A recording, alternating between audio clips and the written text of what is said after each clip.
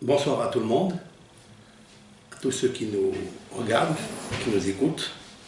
Tout d'abord, je voudrais remercier toutes les personnes qui ont contribué à dire des mots gentils, des rehaussements, des compliments. Tout cela, bien sûr, c'est pas compréhensible. Le taux de vue en l'espace de 24 heures, c'est comme la bourse, elle montait très fort, très très haut, d'un coup. D'ailleurs, Béros, c'est l'anagramme du mot bourse. Et ça monte très très haut.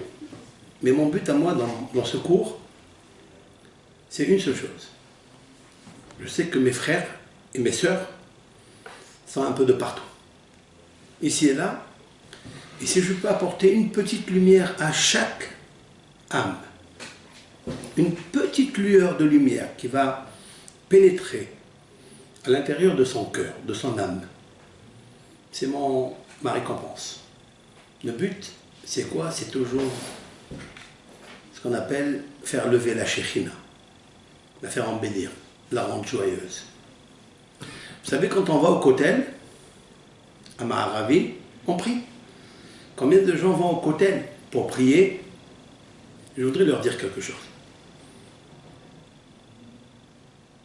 Lorsqu'on va au Kotel, toujours on prie pour nous. Et chacun qui laisse des papiers à l'intérieur de ce mur extraordinaire, c'est un mur qui est très mûr. Et quand on murmure des choses matures, mûres, Akadosh Baruch Hu, il écoute. Comme on dit toujours le dicton qui dit que les murs ont des oreilles. Mais moi je dis, il y a des oreilles qui ont des murs et qui n'écoutent pas. Voilà que le roi Salomon a demandé à Hachem, donne à ton serviteur un cœur qui écoute. La guérison de tout, c'est le cœur. On arrive au Kotel, on prie pour la guérison de tel, la guérison de ça, la guérison de ça. C'est bien, c'est normal. C'est la raison d'ailleurs pour laquelle il s'appelle Kotel. Kotel, c'est 4 lettres. C'est un mur. On peut dire Kir. Un mur s'appelle aussi Kir, ça veut dire Kotel. Kotel, c'est la dichotomie. Chaf, Vav, c'est-à-dire 26. Tel, c'est le téléphone. C'est-à-dire, le plus grand SMS que tu peux envoyer directement, c'est le nom de Hachem. C'est le Chaf, Vav. Il s'appelle d'ailleurs Talpiot. Talpiot. Le Kotel s'appelle Talpiot. Pourquoi? Parce que Piot, ce sont les bouches. Toutes les bouches sont orientées vers lui, vers Akadosh Baruch Hu. Mais il s'appelle aussi Kotel Ma'aravi. C'est-à-dire le mur de l'ouest. Mais pourquoi il s'appelle Ma'arav? Ma'arav, ça veut dire quoi? Vous savez que les initiales du Ma'arav, ce sont les mots Rachel, Mevaka, Al, Banea. Rachel, c'est la Shekhinah. Mevaka, elle pleure. Al, Banea, pour ses enfants. Ça veut dire quoi? Ça veut dire, en fait, quand on va au Kotel, si on veut être libéré de nos problèmes, qui n'a pas de problème dans ce monde? Soit un malade, soit la parnassa. Mais en fait, il ne faut jamais prier pour soi. Il faut prier pour la Shekhinah. Si vous priez pour la Shekhinah, c'est-à-dire que parce qu'elle pleure, elle veut retourner au palais du roi. Akadosh Baruch Hu a abandonné ses enfants, comme il est écrit dans la Gemara, dans le traité de Berachot, page 6, que Akadosh Baruch Hu a abandonné ses enfants. Oy la meler chez Igla et Banav me'ashulhano. Il a répudié la Shekhinah, c'est une grande lumière. Qu'est-ce que la Shekhinah? Explique le Gaon Ben Ish Hai dans son livre Sod Yesharim. Il explique la chose suivante, c'est une grande lumière qui émane de Akadosh Baruch Hu. Cette lumière, elle est répartie dans le peuple d'Israël.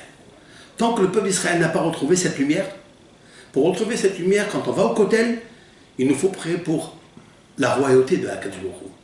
C'est-à-dire de ramener sa femme, si l'on peut dire ainsi, à sa maison. Regardez, quand il y a un roi, si on le ramène à la maison, le roi, et on ramène, entre guillemets, sa puissance qui émane de lui, sa Shekhinah, donc c'est le peuple d'Israël, alors à ce moment-là, qu'est-ce qu'il y a? On n'a peur de rien. On n'a plus de maladie. On n'a pas de problème par là ça. Toutes les guerres vont cesser. C'est vrai? C'est ça Ma'arav. Kotel Ma'arav, Ma'arav, Rachetevot. Rachel mevaka al baneha. Rachel, elle pleure pour ses enfants. Et Dieu lui dit, mais Anna li Nahem, elle refuse de pleurer.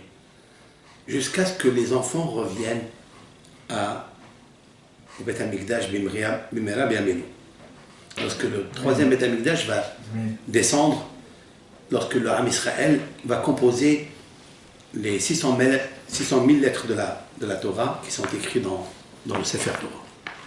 Je voudrais donc, à partir de maintenant, commencer la petite suite de la femme, donc la fille, comme nous l'avons déjà précité dans le premier cours. Quel est le tikkun de cette femme? Et en fait, en général, qu'est-ce que c'est que la guérison? La vraie guérison, quand il s'agit de guérison, c'est quoi? Quel est le sens de guérison? Tout d'abord, cette fille, elle est encore vivante, Baruch Hashem. Elle est peut-être mariée. Je l'ai rencontrée il y a une quinzaine d'années, lorsque ma fille, un samedi soir, a eu ce qu'on appelle un purpura. Purpura, c'est-à-dire c'est les membres, avec 4 ans, les membres sont un petit peu déformés. C'est une maladie qu'on attrape par la transmission du gène d'un chat, des chats et des chiens. Donc elle s'est roulée peut-être sur un tapis ou quelque chose et elle a attrapé cette maladie. Et donc je l'ai amenée un samedi soir, c'était Parashat Haye Sarah. Je l'ai amenée à la Timon, à l'hôpital ici. Les urgences samedi soir, c'est très difficile de faire la queue. Et voilà une fille qui s'approche de moi. Vous êtes Rav Véros? J'ai dit oui. Et donc je regarde cette fille. J'ai compris quelle était cette fille, mais je n'ai pas voulu parler. Vous me remettez? Je dis oui, je vous remets. Je vais m'occuper de votre fille. Je lui dis, est-ce que vous êtes en bonne santé? Il me dit, regardez, je suis là. Vous avez suivi les conseils et les consignes aussi. Bon, Hachem. Qu'est-ce qu'il faut faire dans un cas comme ça? Eh bien, toujours, la réponse, elle se trouve dans la Torah. Elle est enracinée dans la Torah. Lorsqu'on regarde, qui a provoqué cette maladie, donc du virus, du sida? Cette intromission qui se trouve dans le sang, dans le dam. Parce que le dam, c'est Adam.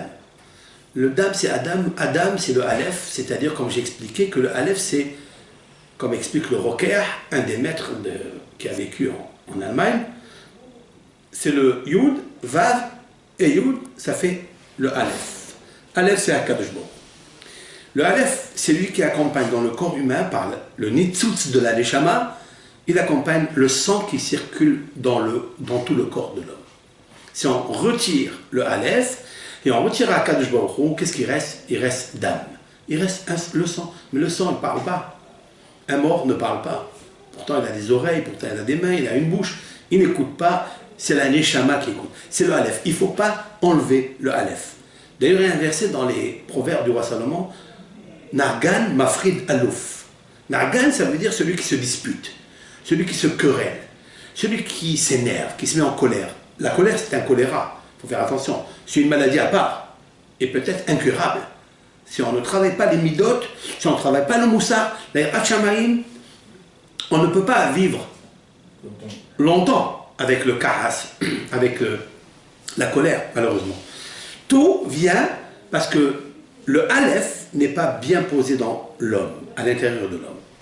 Et voilà que, revenons à l'histoire. L'histoire, la simple histoire. Qu'est-ce qu'on peut lire dans la Bible? Dans la Bible, on peut lire quelque chose d'extraordinaire. Vayomer Hashem Elohim. Je suis là sur le Passouk, regardez avec moi. Je suis dans le Passouk dans Bereshit, dans le chapitre 3, verset 13. Vayomer Hashem Elohim. La Isha, Hashem a dit à la femme, Mazot Asit. Qu'est-ce que tu as fait? Là, on parle lorsqu'elle avait commis le péché originel, d'avoir consommé le fruit interdit du bien, de l'arbre du bien et du mal.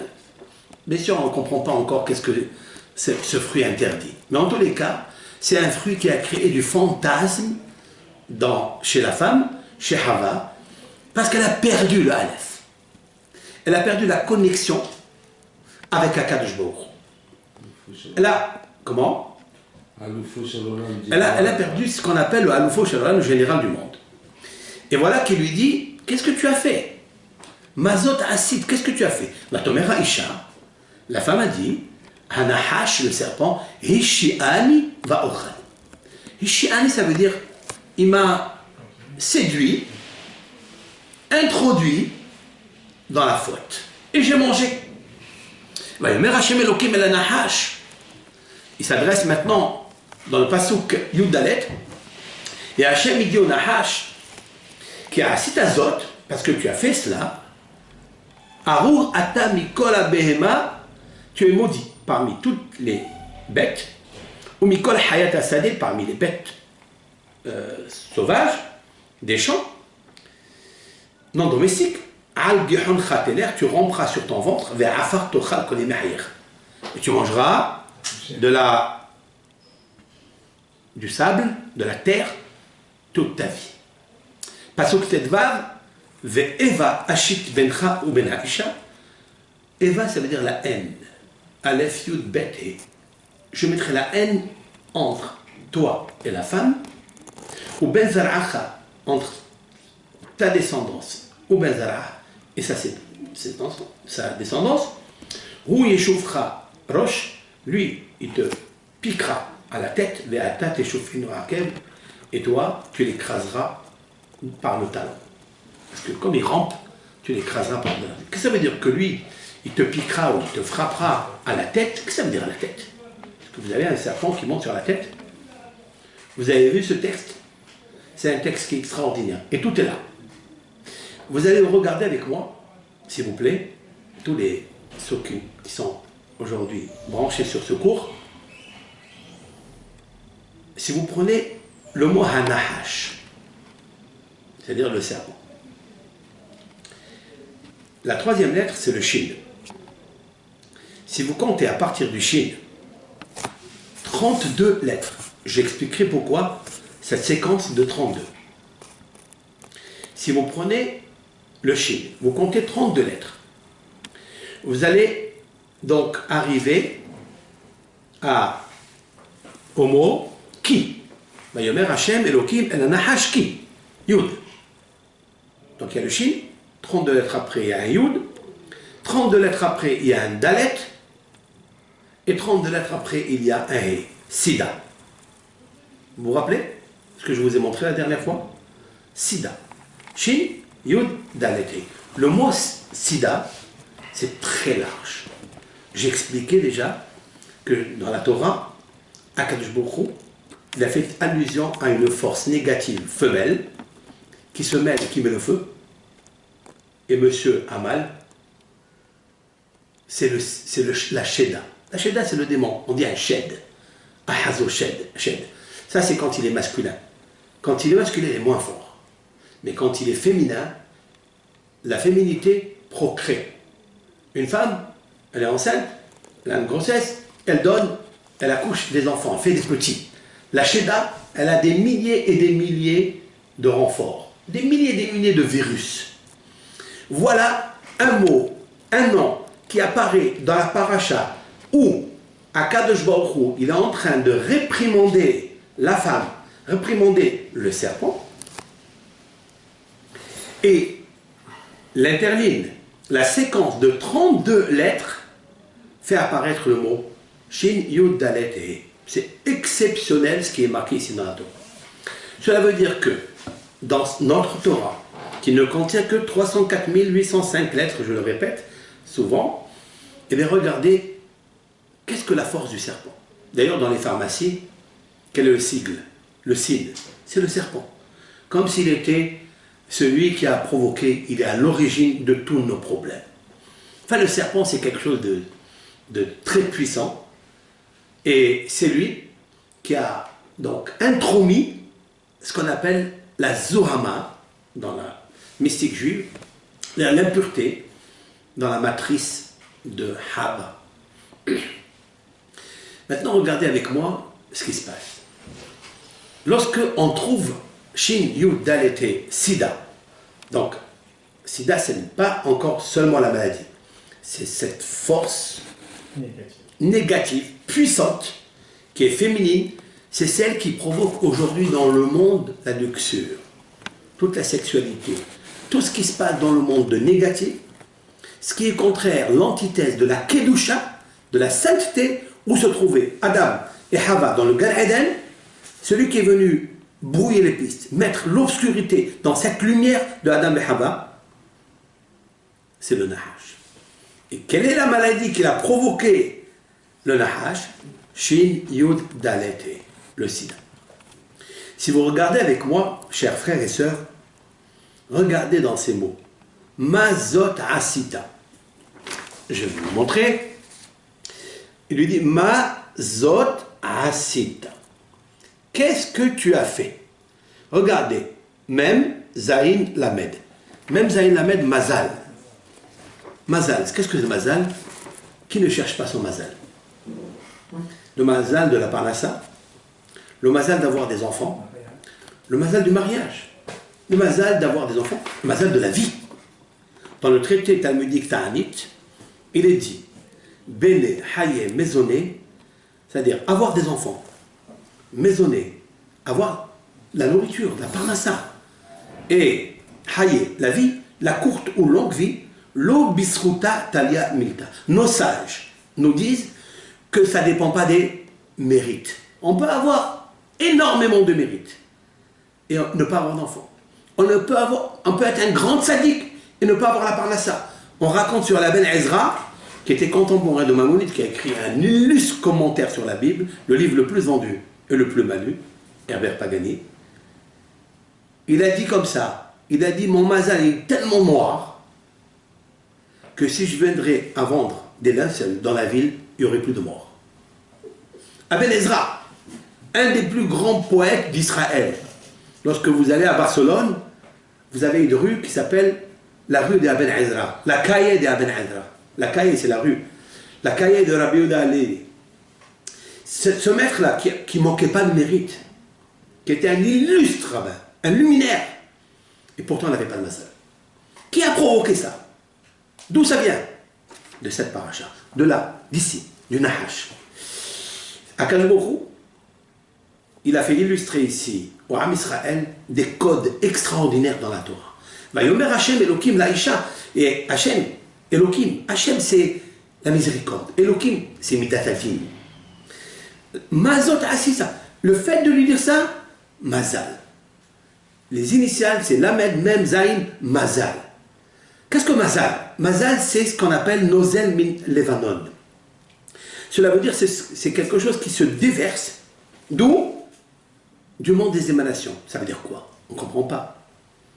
On ne peut pas comprendre ce qu'il y a, ce qu'on n'a pas vu. C'est vrai? Il nous faut, comme on dit toujours, il nous faut voir pour croire. D'ailleurs, le pharaon, il voulait voir, parce qu'il ne croyait pas. Qu'est-ce que Dieu il a fait? Il lui a envoyé la plaie des grenouilles. Qu'est-ce qu'il dit le grenouille? Croix, croix, croix, croix, croix, croix, croix, croix. Vous imaginez un peu combien de grenouilles ils ont crié croix, croix, croix. Il a fini par croire. Il a fini par croire. Ça, voilà, tu as vu. Tu voulais pas croire. Nous, l'Armée Israël, on n'a pas besoin des miracles pour croire. On n'a qu'à s'enraciner notre regard par la Neshama qui habille notre être et qui éclaire notre être à travers la Torah. Parce que nous avons chacun sa lettre qui fait l'être et l'apostrophe et qui fait apparaître la dimension de son âme dans la lettre enracinée dans la Torah. Ce passage extraordinaire, chapitre 3 de la Genèse, verset 13, le voilà, vous trouverez, il y a tout dedans. Maintenant regardez ensemble. Comment on fait pour guérir cela? On appelle ça Shinui Hashem. Shinui Hashem, ça veut dire quoi? C'est le changement de nom. Maïmonide a tiré une Gemara qui dit Shinui Hashem, c'est-à-dire changer son prénom, pas l'enlever, le premier, il ne faut pas l'enlever, il faut laisser toujours le premier et ajouter un à côté. Quand il y a une maladie, on appelle Raphaël ou Haïm, pour attirer par le prénom qui est l'âme. Ce sont des lasers spirituels qu'on ne comprend pas, mais il y a une définition kabbalistique qui est se déverser une autre vie sur le mazal qui est mauvais aujourd'hui. Une autre vie, c'est marqué dans Agmara, Shinui Mazal. Shinui Mazal, Shinui Hashem. Ok. Ici, dans cette section, immédiatement après, il est dit, dans le verset 3, chapitre 3, verset Yudzaïn. Où la Adam Amar, et à l'homme il a dit, je vais le dire par cœur, et à l'homme il a dit, Kishamatan ekol ishtecha, parce que tu as entendu la voix de ta femme, Vatochal min ha'etz, tu as mangé de l'arbre, Hachet siviti chale mort, l'otochal mimenu. Je t'ai ordonné de ne pas manger. Donc je t'ai ordonné de ne pas manger, tu as écouté ta femme. Là, la notion du Shalom Bayit, elle commence là. Qui est rentré entre les deux? Le Nahash. Et en fait, c'est difficile de trouver après sans Zivoug. Il est très difficile de trouver sans Zivoug, parce que comme je l'ai expliqué tout à l'heure, sans Mazal, il a été complètement désorienté. Il y a une bifurcation de l'Anishama qui descend, pour retrouver son Mazal, c'est très difficile. Alors, mais en attendant, qu'est-ce qui se passe quand on ne trouve pas son Mazal? On va aller chercher un autre numéro, qui n'est pas le nôtre. Donc, l'Anishama, elle se sent dépourvue, désarmée de la lettre Aleph, qui est la lettre de Akadosh Baruch, la Torah, Hachem, la prière. Lorsqu'elle s'est ôtée la lettre Aleph, Akadosh Baruch, il est resté Dam. Qu'est-ce que Dam? Dam, c'est le sang. Je vous ai dit tout à l'heure que la séquence, l'interdit qu'il y a entre le Shin, Yud, Dalet et qui est le Sida, qui est la Sheda, la démon, c'est 32. Pourquoi j'ai choisi la lettre 32? 32 c'est le cœur. 32 c'est le lève. Le lève, c'est quelque chose d'extraordinaire, le lève. Comme a dit le roi Salomon dans les Proverbes, Mikol Mishmar Netzol Libecha, qui mimeno totzot haim. De toute garde, garde ton cœur. Tout est là, dans le cœur. Lève. Lève, c'est quelque chose d'exceptionnel. Un lève tov, un bon cœur, il a tout réussi. Il a modifié, il a bonifié son caractère s'il a un bon cœur. Le bon cœur, en fait, se trouve là, dans la Torah. Mais pourquoi le cœur? Qui fait circuler? Quel est le rôle du cœur? Qui fait circuler le sang dans tout le corps de l'être humain? C'est le lève. Lorsque se dépose ce virus dans l'être humain, à cause de la transmission, de l'intromission du serpent, c'est-à-dire la avera, le péché. Oui? À ce moment-là, c'est le lève. C'est le cœur qui fait tout cela. C'est le lève. Et c'est la raison pour laquelle le lève, il y a 32 fois le nom de Elohim. Vous écoutez? Il y a 32 fois le nom de Elohim dans la paracha de Bereshit. Depuis la création de Bereshit jusqu'à Yom HaShishi, Asher bara Elohim la'asot, vous trouverez 32 fois le mot Elohim. Très intéressant. Voilà ce que le Nahash a terni. La force du serpent, cette force négative, elle a terni le cœur. Le cœur, ça veut dire quoi? Le cœur, c'est la puissance de Dieu. C'est le Maaseh Bereshit. C'est-à-dire qu'il a mis un conflit à l'intérieur de la création de l'homme, à l'intérieur de la création du monde, à l'intérieur du couple, Adam et Hava. Vous savez que les dents, on en a 32. Vous le savez ça. Et pourquoi on a 32 dents? Et c'est la partie la plus dure du corps. Midatadin, c'est les dents. Parce que le Maaseh Bereshit, il faut le louer, il faut le prier. Baruch she'amar ve'haya olam. Il nous faut prier avec notre bouche qui a 32 dents. Avec les 5 sonorités qui sortent de la bouche, c'est-à-dire les lettres, 22 lettres de l'alphabet, des lettres labiales, dentales, palatales, gutturales et linguales. Ce sont les 5 sonorités. Mais les 5 sonorités sont en référence aux lèvres. Pourquoi? Parce que lèvres, c'est la valeur numérique 32. En valeur numérique théosophique, 3 et 2, c'est 5. Ce sont les 5 dimensions de Barichi Nafshi que David Ameller, dans un des psaumes qui est magnifique, il a répété 5 fois Barikhi Nafshi parce qu'elles correspondent avec Akadosh Baruch. S'il y a une faute, il y a maladie. Parce qu'il y a intromission du serpent. Et hélas, on ne peut pas enlever cela. Qu'est-ce qu'il faut? Et voilà que Adam, d'ailleurs, j'ajouterai quelque chose de médical. On dit que quelqu'un qui a un problème cardiaque, qui est le lèvre, ne peut pas faire des implants dans les dents. Pourquoi? Parce que lèvre et lèvre, ça ne va pas. Quand tu mets un corps étranger dans les dents, avec le cœur qui est halash, qui est faible, d'accord, il y a une, comment on appelle ça, un déséquilibre,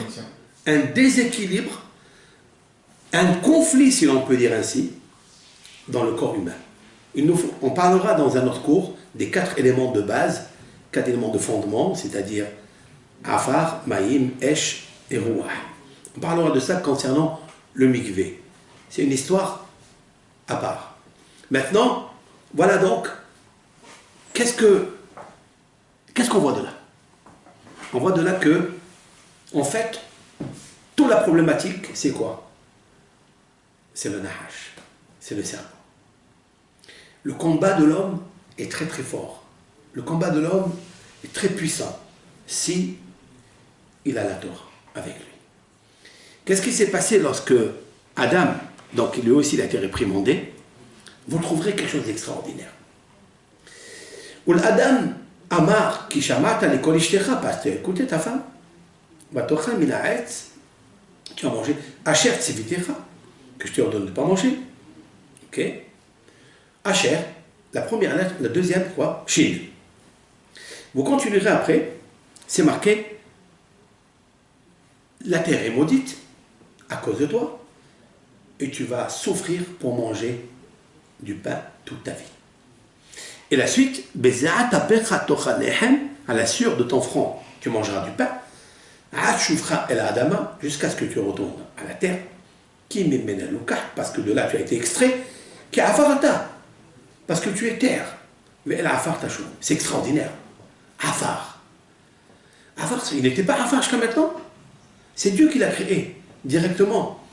Mais quand il a fauté, il est devenu Afar.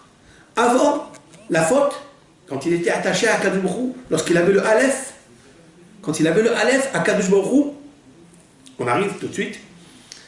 Alors à ce moment-là, il était Adam. Adam, ça vient du mot domé. Ça vient du mot Adama, mais domé, ressemblance. Il ressemble à son créateur. Il a la puissance de son créateur. Par contre, quand il a fauté, il est devenu Afar. Il est devenu terre, il est obligé de revenir à la terre. Pourquoi il est obligé de revenir à la terre? Parce que, explique le Ramhal, Rabbi Moshe Hanotzato, que le Nahash doit prendre sa part. C'est-à-dire, le fait qu'il a intromis dans l'homme ce virus, pour que l'homme se parfait, parce qu'il est toujours conjugué à l'imparfait d'ailleurs, pour se parfaire, il faille retourner à la terre pour qu'il soit absorbé, décomposé, pour éliminer le virus qui est à l'intérieur de lui. Mon cher Rabbeinu n'avait pas besoin de ça, puisqu'il est arrivé à être Ish à Elohim. Ça veut dire qu'il est devenu comme un dieu, et comme un dieu, vous voyez, un malhar, c'était comme un malhar, puisqu'il a perçu Dieu. Tout ce que nous avons aujourd'hui, c'est grâce à lui. Et en fait, ce qu'il nous faut savoir, c'est que la Torah, elle s'appelle Torah Elohim Hayim. La Torah de Dieu vivant. Si l'on veut vivre, malgré le virus qui est à l'intérieur de nous, parce qu'on ne peut pas le retirer complètement, mais on peut l'adoucir. On peut l'atténuer un petit peu. On peut le minimiser. Et l'amoindrir, il faille l'ilmod Torah, étudier la Torah. Maintenant, regardez ce qui est écrit ici. Il y a le Shin, après 57 lettres. J'explique pourquoi 57 lettres. Parce qu'il est dit ici, tu vas manger du pain avec souffrance, avec sueur. Et manger du pain, c'est zan. Zan, ça veut dire se nourrir. Et nourrir, ça veut dire 57. Comment un homme il répare cela? Nous avons 19 prières shaharit, 19 prières à minha, et 19 prières à bénédiction, dans la Hamida. 19 par 3, ça fait 57. Ça veut dire que si un homme il veut se nourrir je ne parle pas de nourriture, du pain matériel, mais nourrir son âme, il lui faut passer par la tefila, par la prière. Et nos sages, qui étaient inspirés par le divin, par Akadosh Baruch Hu, ont orchestré, organisé 19, 19, 19. Mais pourquoi 19? Parce que 19, c'est la valeur numérique de Hava. Ce qui va suivre après, Vaikra Adam Shem Ishto Hava. Et Hachem a appelé sa femme Hava, qui a été Mkol Hay, parce qu'elle était la mère, la matrice de tout être vivant, c'était la première. Mais en fait, c'est quoi le chinois Hachem?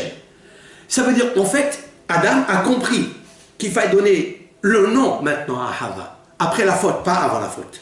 Après la faute, parce qu'il nous faut changer le nom et avoir Hava, ça veut dire le Haïm.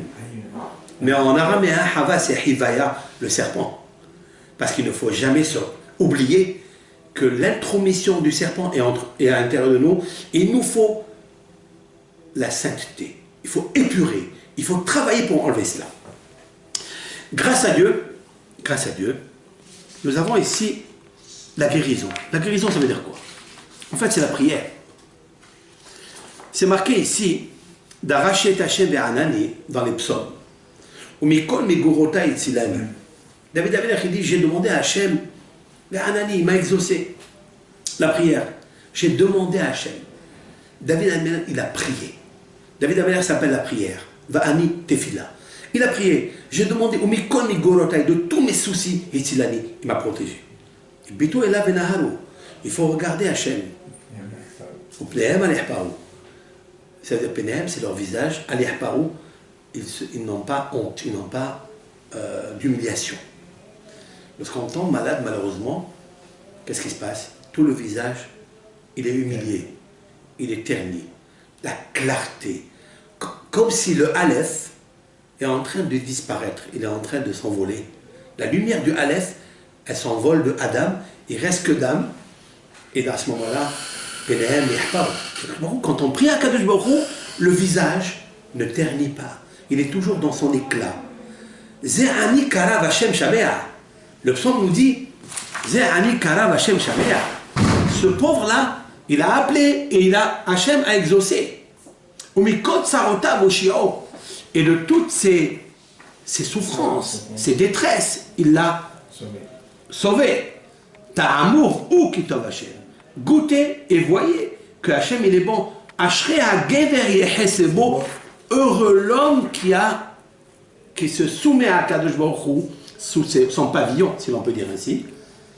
Héroït Hachem Kedoshav. Craignez Hachem, toutes ces personnes qui sont saintes, le peuple d'Israël, qui est Kadosh, qui en mahsor les Re'av, il n'y a aucune restriction pour ceux qui le craignent. Si vous regardez ici, Resh, P, Vav, Aleph et Refoua. C'est un psaume qui est le psaume de la Refoua. C'est quelque chose d'extraordinaire. C'est quelque chose d'exceptionnel. Et d'ailleurs, la Refoua, elle est là. Le conseil que j'ai donné à cette femme et à d'autres personnes, c'est le suivant. C'est qu'il nous faut savoir une seule chose. La prière, elle doit être comme celle que David Améler il a fait. Comme celle d'un pauvre. Vous savez qu'est-ce que c'est un pauvre? C'est quelqu'un qui a la Shekhinah au-dessus de lui.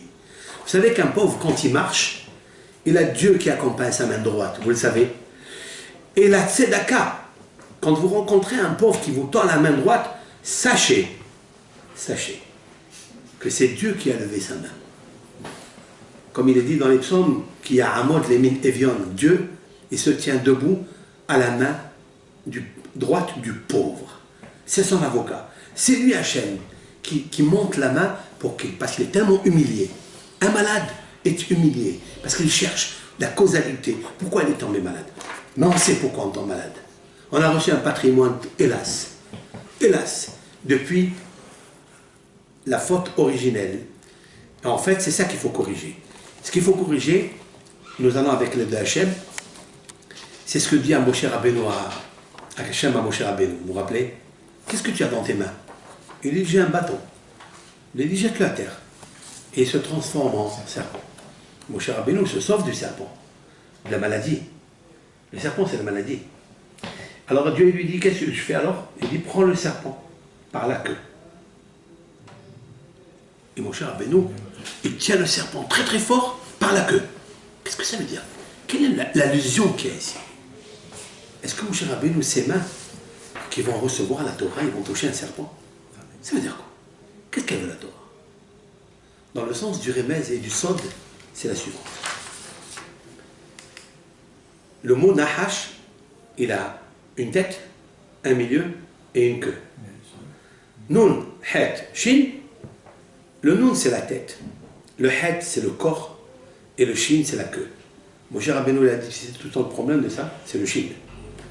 Prends-le sa queue, attrape bien sa queue, c'est le Shin. C'est quoi le Shin? Le Sheker, le mensonge. Ce monde-là, il tient sur le mensonge. C'est le serpent qui a créé ce mensonge. C'est lui le premier qui a renié Dieu. C'est lui le premier qui a dit, n'écoutez pas, vous n'allez pas mourir si vous allez fauter.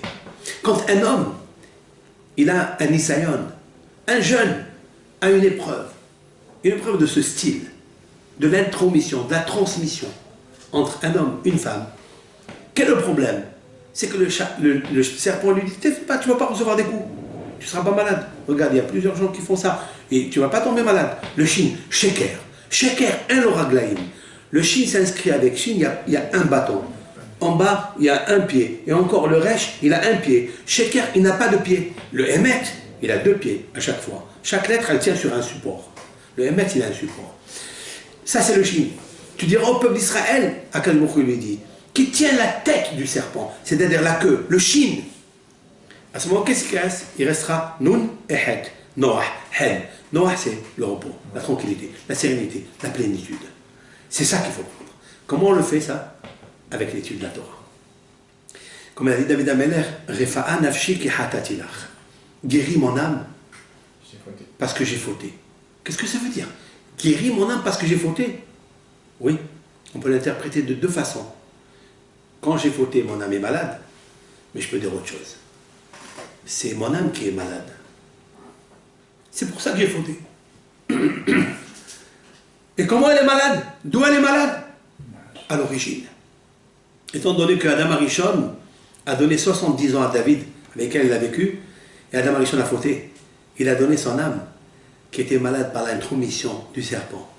Et David Amen va se battre avec ce serpent, comme on expliquera dans d'autres cours. Et en fait, c'est ça qu'il faut retenir. Il faut retenir qu'il y a un combat à faire. Et toute la guérison se trouve dans la Torah. On expliquera avec l'aide de Hachem plusieurs allusions de la sorte. Et en tous les cas, je vous remercie énormément d'avoir envoyé des messages de réconfort. J'ai retrouvé certains élèves qui, ça fait 20 ans qui ne m'ont pas vu, etc. Et voilà, donc on est ensemble maintenant, on est des amis, on est des frères, espérant que tous et toutes, on va construire le Sefer Torah, le vrai Sefer Torah, qui va nous sortir de la galoute, parce qu'on va réunir toutes les lettres qui nous composent grâce à Moshe Rabbeinu, grâce à sa Torah, grâce à Akadosh Baruch Hu, qui va nous protéger, Be'ezrat Hashem, et ça on va réunir, quand on aura tout le Sefer Torah, Mashiach il est là, on sera tous le rassemblement des exilés, Kibbutz Galgot, on rentre en Eretz Israël, Hashem il construit Beth Amikdash, et Mashiach, et le Ham Israël, on lèvera le Kos et Shohot, et ça, Hashem Adonai, on lèvera le verre de la Géoula. En attendant, et pour guérir, il faut enlever la Gahava. La Gahava, c'est l'orgueil. La différence qu'il y a entre Géoula et Gahava, c'est quoi? C'est le Lamed. Si vous retirez du Géoula, vous enlevez le Lamed, il reste Gahava, l'orgueil. Qui était orgueilleux? C'est le serpent.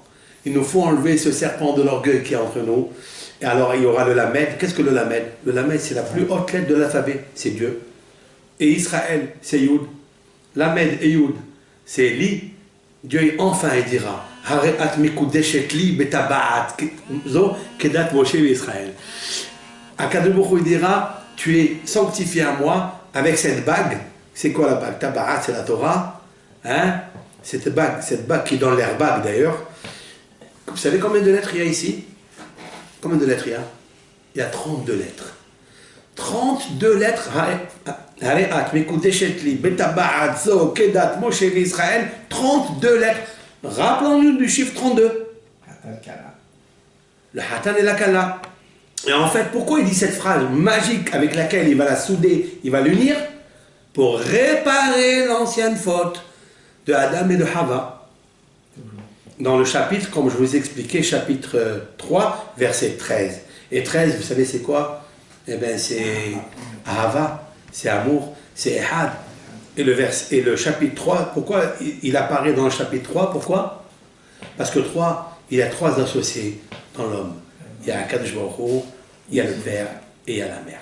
Puisse Akadosh Baruch Hu nous réunir tous et nous donner tout le salut qu'on mérite, cher Am Israël. Enfin, quand on sort de la Gola, Gola qui est l'exil, valeur numérique d'âme, c'est ce sang qui circule dans tous les exils de partout. Enfin, composant le Aleph ensemble, l'union, Aleph, Ahdout, Aleph, c'est Ahava, Aleph, c'est Ehad, ensemble pour pouvoir amener la Shekhina au côté de la Ma'aravi. Kol Tov Lachem, à la prochaine.